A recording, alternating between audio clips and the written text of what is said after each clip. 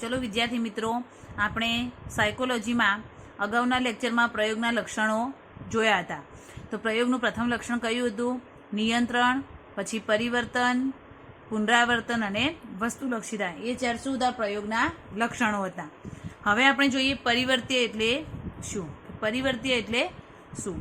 તો કે પરિવર્ત્ય એટલે એવી પરિસ્થિતિ, પરિબળ કે ઘટના જેમાં પરિવર્તન થઈ શકે. પરિવર્ત્ય એટલે શું? કે કોઈ પણ એવી પરિસ્થિતિ, પરિબળ કે ઘટના જેમાં શું થઈ શકે? પરિવર્તન થઈ શકે. પરીક્ષામાં ઘણીવાર 1 માર્ક્સમાં પૂછાય છે કે પરિવર્ત્ય એટલે શું. તો પરિવર્ત્ય એટલે શું? તો કે પરિવર્ત્ય એટલે એવી પરિસ્થિતિ, પરિબળ કે ઘટના જેમાં આપણે શું કરી શકીએ? પરિવર્તન કરી શકીએ. એને પરિવર્ત્ય કહેવાય છે. પ્રત્યેક પ્રયોગ શરૂ કરતાં પહેલાં પ્રયોગકર્તા જે તે પ્રયોગનું સમગ્ર પ્રયોગ કાર્ય કેવી રીતે કરવાનું છે તેનું સમગ્ર આયોજન તૈયાર કરે છે. જેમાં પરિવર્ત્ય ખૂબ જ મહત્વના હોય છે. કે પ્રત્યેક પ્રયોગ શરૂ કરતાં પહેલાં, કે દરેક પ્રયોગની શરૂઆત થાય એની પહેલાં પ્રયોગકર્તા એટલે કે જે પ્રયોગ કરે છે એ જે તે પ્રયોગનું સમગ્ર પ્રયોગ કાર્ય કેવી રીતે કરવાનું છે, કે આખો પ્રયોગ કેવી રીતે કરવાનો છે, સમગ્ર પ્રયોગ કાર્ય કઈ રીતે કરવાનું છે એનું શું કરે છે? આયોજન તૈયાર કરે છે. સમગ્ર આયોજન તૈયાર કરે છે. અને એમાં પરિવર્ત્ય શું હોય છે? ખૂબ જ મહત્વના હોય છે પરિવર્ત્યો. પરિવર્ત્યનું પ્રયોગમાં ખૂબ જ મહત્વ છે, કારણ કે સમગ્ર પ્રયોગમાં જો પરિવર્ત્યનું યોગ્ય રીતે સંચાલન ન થાય તો તે પ્રયોગના પરિણામો દૂષિત મળે છે. કે પરિવર્ત્ય જે છે, પરિવર્ત્ય એટલે કે કોઈ પણ પરિસ્થિતિ, પરિબળ કે ઘટના જેમાં આપણે શું કરી શકીએ? પરિવર્તન કરી શકીએ. તો કે પરિવર્ત્ય ખૂબ જ મહત્વના છે. કારણ શું? કે સમગ્ર પ્રયોગમાં જો પરિવર્તનનું યોગ્ય રીતે સંચાલન ના થાય તો કે પ્રયોગના પરિણામો દૂષિત મળે છે. પ્રયોગનું પરિણામ બરાબર આપણને મળતું નથી. હવે છે સ્વતંત્ર પરિવર્ત્ય. કોને કહેવાય? પરિવર્ત્યના 3 પ્રકાર છે: સ્વતંત્ર પરિવર્ત્ય, આધારિત પરિવર્ત્ય અને નિયંત્રિત પરિવર્ત્ય. એમાં સૌપ્રથમ આપણે જોઈએ હવે સ્વતંત્ર પરિવર્ત્ય. તો પ્રયોગમાં જેની અસર તપાસવાની છે અને પ્રયોગ કરતા જરૂર મુજબ જેમાં ફેરફાર કરી શકે છે તેને સ્વતંત્ર પરિવર્ત્ય કહેવાય. કે સ્વતંત્ર પરિવર્ત્ય કોને કહેવાય? તો કે પ્રયોગમાં જેની અસર તપાસવાની છે અને પ્રયોગ કરતા જરૂર મુજબ શું કરી શકે? એમાં ફેરફાર કરી શકે. સ્વતંત્ર પરિવર્ત્ય કોને કહેવાય? તો કે પ્રયોગમાં જેની અસર તપાસવાની હોય અને પ્રયોગ કરતા એટલે કે જે પ્રયોગ કરે છે એ જરૂર મુજબ શું કરે? એમાં ફેરફાર કરી શકે. એક પરિવર્ત્ય બીજા પરિવર્ત્યમાં ફેરફાર કરી શકે તો એને સ્વતંત્ર પરિવર્ત્ય કહેવાય. પરીક્ષામાં ઘણીવાર વ્યાખ્યા પૂછાય છે કે સ્વતંત્ર પરિવર્ત્ય એટલે શું? તો કે પ્રયોગમાં જેની અસર તપાસવાની હોય અને પ્રયોગ કરતા જરૂર મુજબ જેમાં ફેરફાર કરી શકે એને સ્વતંત્ર પરિવર્ત્ય કહેવાય છે. પ્રયોગ દરમિયાન સ્વતંત્ર પરિવર્ત્યમાં ફેરફાર કરવાથી પરિસ્થિતિમાં પણ પરિવર્તન આવશે. આ પરિવર્તન માટે જવાબદાર એવા સ્વતંત્ર પરિવર્તનની અસર પ્રયોગ દરમિયાન 2 રીતે ચકાસી શકાય છે. કે પ્રયોગ દરમિયાન જે સ્વતંત્ર પરિવર્તનમાં ફેરફાર કરવાથી પરિસ્થિતિમાં શું આવે છે? પરિવર્તન આવે છે. અને એ પરિવર્તન માટે જવાબદાર એવું જે સ્વતંત્ર પરિવર્ત્ય છે એની અસર આપણે પ્રયોગ દરમિયાન 2 રીતે ચકાસી શકીએ છીએ. કઈ રીતે 2 રીતે? તો જુઓ, એક છે કે સ્વતંત્ર પરિવર્તનને હાજર કે ગેરહાજર રાખીને. એક કયું? કે સ્વતંત્ર પરિવર્તનને હાજર રાખીને ચકાસી શકીએ અને ગેરહાજર રાખીને પણ ચકાસી શકીએ છીએ. બીજું છે સ્વતંત્ર પરિવર્તનની માત્રા કે પ્રમાણમાં ફેરફાર કરીને. કે સ્વતંત્ર પરિવર્તનની માત્રા જે છે એનું પ્રમાણ છે એમાં આપણે ફેરફાર કરી શકીએ છીએ. દાખલા તરીકે જુઓ, અહીંયા ઉદાહરણ આપેલું છે. દાખલા તરીકે આલ્કોહોલની પ્રયોગપાત્રની સ્મૃતિ પર થતી અસર ચકાસવાના પ્રયોગમાં આલ્કોહોલ એ સ્વતંત્ર પરિવર્ત્ય છે. આલ્કોહોલની અસર 2 રીતે તપાસી શકાય. દાખલા તરીકે આપણે પ્રયોગ કરવો હોય કે આલ્કોહોલની પ્રયોગપાત્રની સ્મૃતિ પર થતી અસર, આલ્કોહોલ આપી અને એની જે સ્મૃતિ છે, એની યાદશક્તિ છે, એના ઉપર આલ્કોહોલની શું અસર થાય છે એ ચકાસવાનો કે આપણે પ્રયોગ કરવો હોય તો એમાં આલ્કોહોલ એ શું છે? સ્વતંત્ર પરિવર્ત્ય છે. કેમ? કારણ કે આલ્કોહોલની અસર 2 રીતે તપાસી શકાય. એકવાર આલ્કોહોલ આપીને આપણે એની તપાસ કરીએ, એકવાર આલ્કોહોલ આપ્યા વગર કરીએ. એટલે કે પ્રયોગપાત્રને આલ્કોહોલ આપીને એટલે કે સ્વતંત્ર પરિસ્થિતિ અને આલ્કોહોલ આપ્યા વગર એટલે કે નિયંત્રિત પરિસ્થિતિ. એટલે આપણે એ પ્રયોગ કરવો હોય તો આપણે એકવાર આલ્કોહોલ આપીને પ્રયોગ કરી શકીએ, એકવાર આલ્કોહોલ આપ્યા વગર પ્રયોગ કરી શકીએ છીએ. પછી બીજું શું? કે એના પ્રમાણમાં પણ આપણે ફેરફાર કરી શકીએ. સ્વતંત્ર પરિવર્તનના પ્રમાણમાં પણ આપણે ફેરફાર કરી શકીએ. કે એકવાર આલ્કોહોલનું પ્રમાણ વધારીએ, થોડું મીડિયમ રાખીએ, ઓછું કરીએ, વધારીએ, એ રીતે. તો જો અહીંયા છે કે આલ્કોહોલના પ્રમાણમાં ફેરફાર કરીને એક જૂથને 50 મિલી, બીજા જૂથને 100 મિલી, ત્રીજા જૂથને 150 મિલી આલ્કોહોલ આપીને ત્રણેય જૂથની સ્મૃતિની સરખામણી કરી સ્વતંત્ર પરિવર્તનની માત્રામાં ફેરફાર કરવાથી થતા પરિવર્તનને જાણી શકાય છે. કે આલ્કોહોલના પ્રમાણમાં ફેરફાર કરીને એક જૂથને 50 મિલી આપીએ, બીજા જૂથને 100 મિલી, ત્રીજા જૂથને 150 મિલી, એ પ્રમાણે આલ્કોહોલનું પ્રમાણ ધીરે ધીરે વધારી અને પછી એ ત્રણેય જૂથની સ્મૃતિની સરખામણી કરીએ તો કે આલ્કોહોલની કેટલી અસર થાય છે આપણે જાણી શકીએ છીએ. આગળ છે આધારિત પરિવર્તન. તો પ્રયોગ દરમિયાન સ્વતંત્ર પરિવર્તનની સીધી અસર જેની ઉપર પડે તેને આધારિત પરિવર્તન કહેવાય. આ પણ પરીક્ષામાં ઘણીવાર પૂછાય છે કે આધારિત પરિવર્તન એટલે શું? તો કે પ્રયોગ દરમિયાન જે સ્વતંત્ર પરિવર્તન છે એ સ્વતંત્ર પરિવર્તનની સીધી અસર જેના ઉપર પડે, સ્વતંત્ર પરિવર્તનની સીધી અસર જેના ઉપર પડે એને શું કહેવાય? આધારિત પરિવર્તન કહેવાય. આધારિત પરિવર્તન સ્વતંત્ર પરિવર્તન પર આધારિત હોવાથી તેને આધારિત કે અવલંબી પરિવર્તન તરીકે ઓળખવામાં આવે છે. કે આધારિત પરિવર્તન છે એ સ્વતંત્ર પરિવર્તન ઉપર આધાર રાખે છે, માટે એને આધારિત કે અવલંબી પરિવર્તન પણ કહેવાય છે. આધારિત પરિવર્તનને પ્રયોગનું પરિણામ પણ કહેવાય છે. પ્રયોગ કરતા પ્રયોગ દરમિયાન ક્યારેક આધારિત પરિવર્તનમાં ફેરફાર કરી શકતો નથી. કે પ્રયોગ કરતા પ્રયોગ કરે છે ત્યારે ઘણીવાર જે આધારિત પરિવર્તન છે એમાં પણ ફેરફાર કરી શકતો નથી. સ્વતંત્ર પરિવર્તનમાં ફેરફાર કરી શકે છે પરંતુ આધારિત પરિવર્તનમાં ફેરફાર કરી શકતો નથી. દાખલા તરીકે જુઓ, અહીંયા છે કે ઉપરના ઉદાહરણ આલ્કોહોલની પ્રયોગપાત્રની સ્મૃતિ પર થતી અસરમાં સ્મૃતિ એ આધારિત પરિવર્તન છે. કે આલ્કોહોલ એ શું હતું? સ્વતંત્ર પરિવર્તન હતું. જ્યારે આલ્કોહોલની પ્રયોગપાત્રની સ્મૃતિ ઉપર એટલે કે એની યાદશક્તિ ઉપર શું અસર થાય છે, એમાં જે સ્મૃતિ છે એ શું છે? આધારિત પરિવર્તન છે. હવે આપણે જોઈએ નિયંત્રિત પરિવર્તન. તો નિયંત્રિત પરિવર્તન તો પ્રયોગ દરમિયાન સ્વતંત્ર પરિવર્તનની સીધી અસર ચકાસવા માટે સ્વતંત્ર પરિવર્તન સિવાયના જે પરિવર્ત્યો આધારિત પરિવર્તન પર જાણે કે અજાણે અસર કરી શકે તેમ હોય તેવા પરિવર્તનો પ્રયોગ દરમિયાન પ્રયોગકર્તા દ્વારા નિયંત્રણ કરવામાં આવે છે. તેને નિયંત્રિત પરિવર્તન કહેવાય છે. કે પ્રયોગ દરમિયાન સ્વતંત્ર પરિવર્તનની સીધી અસર ચકાસવા માટે આધારિત પરિવર્તન સિવાયના જે પણ પરિવર્તન છે, આધારિત પરિવર્તન સિવાયના જાણે અજાણે અસર કરતા કોઈ પણ પરિવર્તન હોય, દાખલા તરીકે આજુબાજુમાંથી આવતો અવાજ હોય, પછી વાહનોની અવર જવર હોય, ઘોંઘાટ હોય, તો એ બધા ઉપર શું કરવાનું? નિયંત્રણ મૂકવાનું. એટલે કે કરી શકે તેમ હોય તેવા પરિવર્તનો પ્રયોગ દરમિયાન પ્રયોગકર્તા દ્વારા શું કરવામાં આવે છે? નિયંત્રણ કરવામાં આવે છે. કે જે પરિવર્ત્યો સ્વતંત્ર પરિવર્તનની સીધી અસર ચકાસવા માટે જે પરિવર્ત્યો આધારિત પરિવર્ત્યો ઉપર એટલે કે સ્મૃતિ ઉપર યાદ રાખવાની શક્તિ ઉપર જાણે અજાણે અસર કરતા હોય, કે આજુબાજુમાંથી અવાજ આવતો હોય, ઘોંઘાટ આવતો હોય, વાહનોની અવર જવર હોય, તો એ બધા પરિવર્તનો ઉપર શું કરવાનું? નિયંત્રણ મૂકવાનું. તેને નિયંત્રિત પરિવર્તન કહેવાય છે.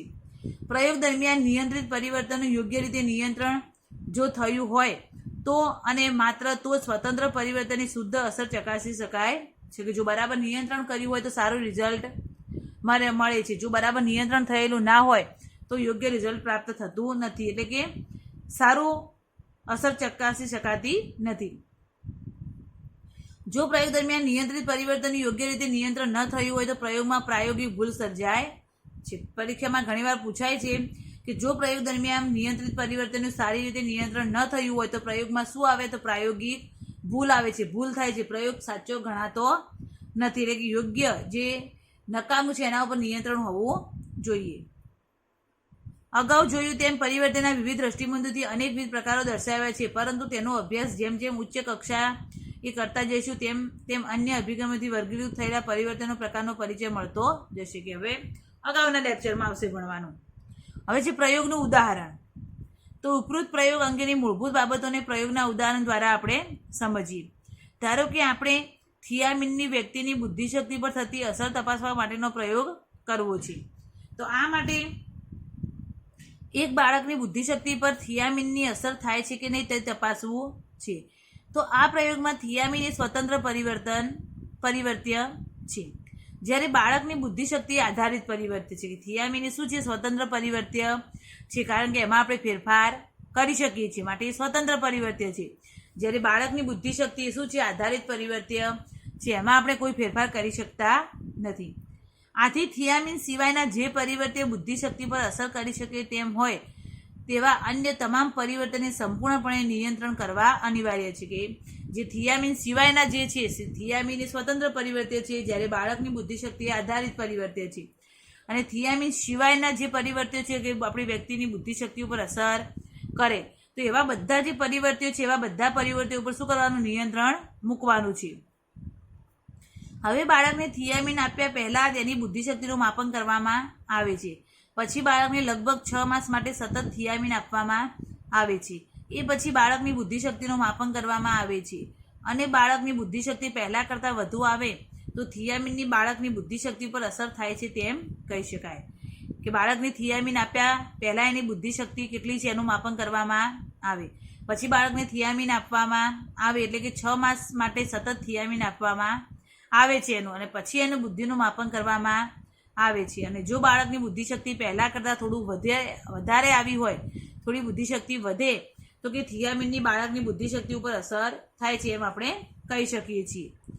આ અભ્યાસ દીર્ઘકાલીન હોવાથી તે બાળકની બુદ્ધિશક્તિ પર થિયામીનની અસર થઈ છે કે બાળકની ઉંમર વધવાથી બાળકની બુદ્ધિશક્તિ વધી છે તે નક્કી કરી શકાતું નથી.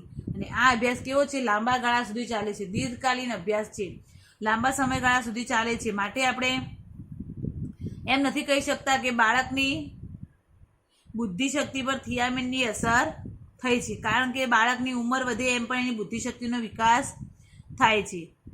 ઉપરોક્ત પ્રયોગની આ મર્યાદા દૂર કરવા માટે આ પ્રયોગ 2 જૂથ ઉપર કરી શકાય, જેમાં બંને જૂથના આંતરવિધેયિત પરિવર્તન એટલે કે ઉંમર, જાતિ, શૈક્ષણિક લાયકાત અને સામાજિક આર્થિક સ્તરની દ્રષ્ટિએ સંતુલિત કરી અને એક જૂથ નિયંત્રિત જૂથને થિયામીન આપ્યા વગર તે જૂથની બુદ્ધિશક્તિનું માપન કરવામાં આવે છે, અને બીજા જૂથ પ્રાયોગિક જૂથને સતત નક્કી કરેલા સમયગાળા માટે થિયામીન આપ્યા પછી કે થિયામીન આપીને બુદ્ધિશક્તિનું માપન કરવામાં આવે છે. કે આ પ્રયોગ આપણે બીજી રીતે પણ કરી શકીએ કે ઉંમર, જાતિ અને શૈક્ષણિક લાયકાત અને સામાજિક સ્તર એ બધું સંતુલિત કરી અને એમનું જૂથ બનાવી અને એ જૂથને એકવાર થિયામીન આપીને બુદ્ધિશક્તિનું માપન કરીએ, અને થિયામીન આપ્યા પછી એમનું માપન કરીએ તો એ બુદ્ધિશક્તિનું માપન થઈ શકે છે કે કેટલો એમાં તફાવત આવે છે.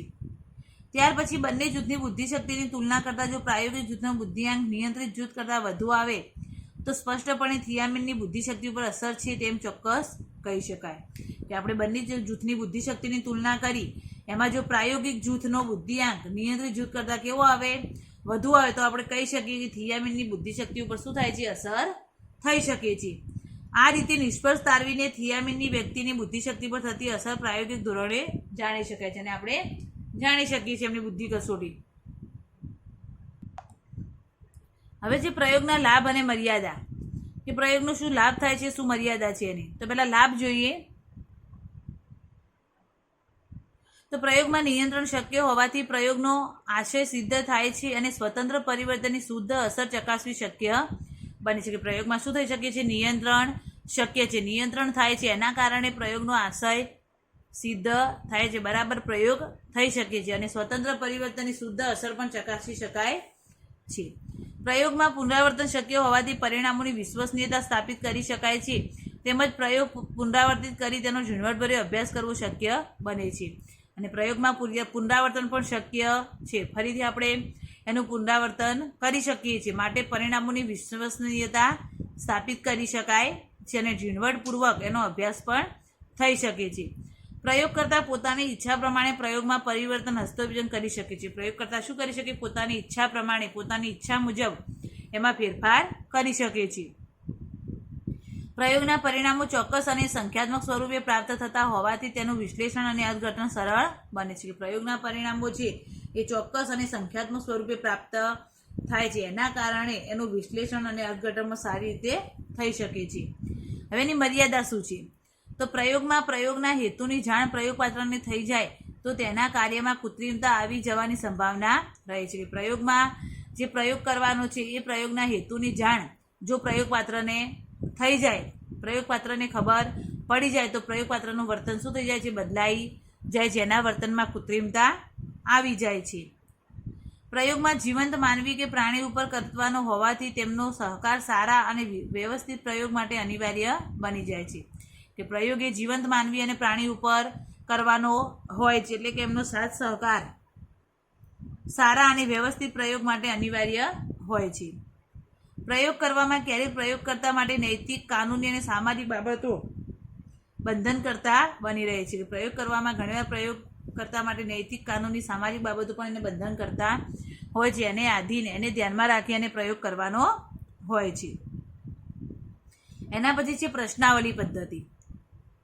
પ્રશ્નાવલી પદ્ધતિ તેમાં શું હોય કે પ્રશ્નાવલી પદ્ધતિમાં પ્રશ્નો આપી અને આપણે માહિતી મેળવી શકીએ છીએ. તો પ્રશ્નાવલી પદ્ધતિ એ કોઈપણ સંશોધન માટે માહિતી એકત્રિત કરવાનું સૌથી સરળ, સસ્તું અને ઘણા સંશોધકોને પ્રિય સાધન છે. કે પ્રશ્નાવલી પદ્ધતિ શું છે? તો કે કોઈપણ સંશોધન માટે માહિતી ભેગી કરવી, કોઈ તમારે રિસર્ચ કરવું હોય, એના વિશે તમારે માહિતી ભેગી કરવી હોય તો તમે લોકોને એ પ્રમાણેના પ્રશ્નો બનાવી આપી શકો અને એ માહિતી ભરીને તમે પાછી લઈ શકો. એટલે કે પ્રશ્નાવલી પદ્ધતિ દ્વારા તમે માહિતી મેળવી શકો છો. એટલે કે માહિતી એકત્રિત કરવાનું સૌથી સરળ, સસ્તું અને બધા જ સંશોધકોને પ્રિય લાગે એવું સાધન છે પ્રશ્નાવલી પદ્ધતિ. પ્રશ્નાવલી એટલે ચોક્કસ માહિતી એકત્રિત કરવાના હેતુથી જે તે સમસ્યા હેતુના સંદર્ભમાં તૈયાર કરવામાં આવેલા પ્રશ્નોની યાદી કે હારમાળા. પ્રશ્નાવલી એટલે શું? તો કે ચોક્કસ માહિતી એકત્રિત કરવા માટે, કે તમારે જે માહિતી જોઈતી હોય એ માહિતી ભેગી કરવા માટે જે તે સમસ્યાના હેતુના સંદર્ભમાં તૈયાર કરવામાં આવેલી પ્રશ્નોની યાદી, કે જે પ્રશ્નો, જે તમારે માહિતી મેળવવી છે, જે સમસ્યા છે એના વિશે જે માહિતી મેળવવાની છે એના માટે બનાવેલી પ્રશ્નોની યાદી, જેમાં ઉત્તરદાતાએ દરેક પ્રશ્ન વાંચી, સમજી, વિચારીને ઉત્તર આપવાનો હોય છે. કે એ પ્રશ્નાવલી આપણે ઉત્તરદાતાને આપવામાં આવે છે અને ઉત્તરદાતા શું કરે? અને બરાબર સમજી, વિચારી, વાંચી અને એના જવાબો આપે છે ઉત્તરદાતા. હવે એની ચોક્કસ વ્યાખ્યા જોઈએ પ્રશ્નાવલીની. તો પ્રશ્નાવલી એટલે નિશ્ચિત સમસ્યા માટે ચોક્કસ માહિતી એકત્રિત કરવાના હેતુથી તૈયાર કરવામાં આવેલો પ્રશ્નોનો સમૂહ. પ્રશ્નાવલી એટલે શું? તો કે પ્રશ્નાવલી એટલે નિશ્ચિત સમસ્યા માટે, કે કોઈ નિશ્ચિત સમસ્યા હોય એના માટે કે આપણે માહિતી ભેગી કરવી હોય તો એ માહિતી એકત્રિત કરવાના હેતુથી તૈયાર કરવામાં આવેલા પ્રશ્નોનો સમૂહ. કે એના માટે શું બનાવવામાં આવે? પ્રશ્નો બનાવવામાં આવે. જે સમસ્યા હોય એને લગતા પ્રશ્નો બનાવવામાં આવે અને લોકોને પ્રશ્નાવલી ભરવાની હોય છે. એમાં જે ઉત્તરદાતા છે સમજી, વિચારી અને પ્રશ્નોના જવાબ આપે છે.